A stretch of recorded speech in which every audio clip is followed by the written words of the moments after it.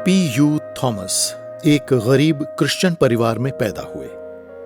अपनी कठिनाइयों के बावजूद उन्होंने नियमित रूप से अपने दोस्तों के साथ अपना खाना बांटा, जिनके पास उनसे भी कम था।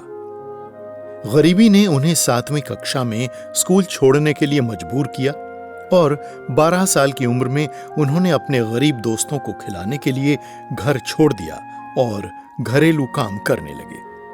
एक दिन उन्हें गंभीर पेट दर्द हुआ और उन्हें कोट्टायम मेडिकल कॉलेज में अल्सर के लिए सर्जरी के लिए भर्ती कराया गया। ये उनके जीवन का टर्निंग पॉइंट था। मैंने रामचंद्रन नाम के एक मरीज को फर्श पर लेटे हुए देखा। वह एक अनाथ था और बहुत भूखा था, इसलिए मैंने उसे अपना पैक किया हुआ खाना दे दिया। मैंने गरीब मरीजों के संघर्षों को देखा और रामचंद्रन से कहा कि हमारे इलाज के बाद हमें उसके जैसे दूसरों की मदद करनी चाहिए। हमारी सर्जरी के बाद मैं तो बच गया, लेकिन अफसोस की बात है कि रामचंद्रन गुजर गया। खुद गरीब P.U. थॉमस मेडिकल कॉलेज में गरीब मरीजों की कठिनाइयों से गहराई से प्रभावित हुए, इसलिए उन्होंने हर संभव तरीके से उनकी मदद करना शुरू किया। मैंने नियमित रूप से अस्पताल जाना शुरू किया, पड़ोसियों और गांव वालों से भोजन और अन्य जरूरी सामान इकट्ठा किया ताकि गरीब मरीजों की मदद कर सकूं। लोगों ने मेरी कोशिशों को देखा। 20 साल की उम्र में मुझे अस्पताल में अस्थायी नौकरी मिल गई, जिसमें मुझे 20 रुपए मिलते थे। मैं चर्च में रोया और प्रार्थना की और अंततः मेडिकल छात्रों ने मिलकर मेरे लिए एक साइकिल खरीदने के लिए पैसा जुटाया। एक टोकरी के साथ मैंने इसे भोजन इकट्ठा करने के लिए इस्तेमाल किया। अस्पताल में मैंने नर्सिंग स्टाफ से कहा कि वे अतिरिक्त लंच लाएं और स्टाफ के साइन इन पॉइंट के पास एक बाल्टी रखी, जिससे मैं हर दिन गरीब मरीजों को 6 बाल्टियों का खाना परोस सका। परमेश्वर ने मुझे ये काम करने के लिए ऐसे लोग दिए हैं जो मुझसे ज्यादा प्रतिभाशाली और शिक्षित हैं। टीम के एक सदस्य ने इन मरीजों के लिए घर बनाने के लिए कम दर पर जमीन दान की।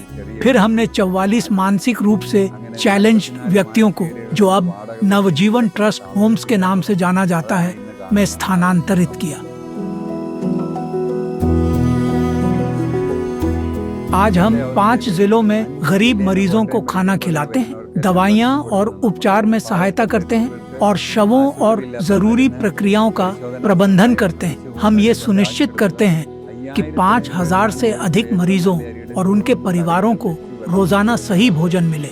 हम 130 गरीब मरीजों के परिवारों को 3000 रुपए प्रदान करते हैं और उन्हें किराने का सामान, दवाइयाँ और किराया मुहैया करवाते हैं।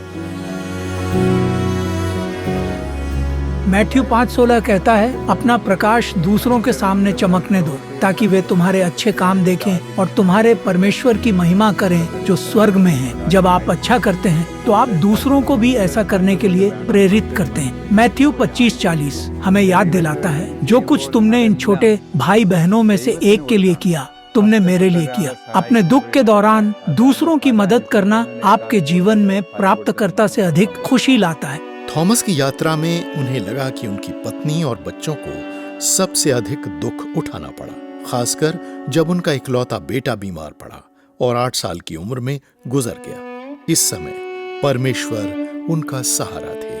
मुझे विश्वास है कि मेरा परमेश्वर, उसी ने मेरे लिए सब कुछ किया है। ये वो है जो मैं प्रार्थनाओं में परमेश्वर से मांगता हूँ। हे परमेश्वर, कृपया अपनी कृपा और दया से मुझे आशीर्वाद दे। प्रभु के प्रेम जैसा कोई प्रेम नहीं है और कोई भी उनकी तरह क्षमा नहीं करता, क्योंकि उसे हमारी कमियां पता है। वह प्रेम और करुणा से भरा हुआ है। उसके सामने मैं गहरी उदासी महसूस करता हूँ, ये जानकर कि मेरे प्रयास कभी भी उसके विशाल प्रेम और देखभाल से मेल नहीं खा सकते।